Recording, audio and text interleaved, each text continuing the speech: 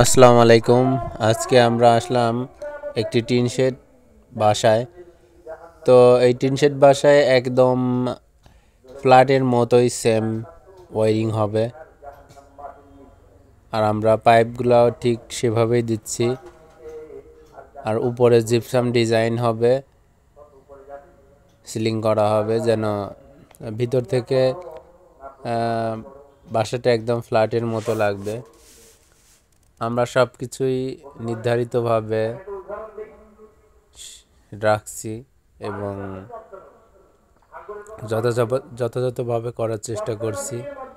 তো এখানে প্লাস্টার হয়ে গেছিল, কিছু করার ছিল না, প্লাস্টারের উপর দিয়ে আমাদের কাটতে হয়েছে।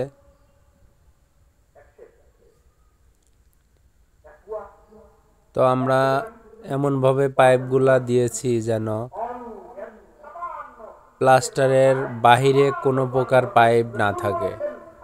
আমরা ওপর দিয়ে কোনো প্রকার পাইপ টানাই নাই। এখানে আমাদের ডিবি বক্সটা মাপ মতো ভাঙতে গিয়ে বের হয়ে গেছে। তো এখানে আমাদের মোট টোটাল 4টা রুম আছে এবং একটা কিচেন আছে, একটা বাথরুম আছে। তো আমরা সম্পূর্ণ ওয়ারিং করছি। তো কলিং বেলটা আমরা এখানে রাখছি, কলিং বেলটা গেটের সামনে। এটা আমাদের কিচেন। তো আমাদের মিস্ত্রি সাহেব কাজ করতেছে, রানিং কাজ চলতেছে আমাদের এখানে।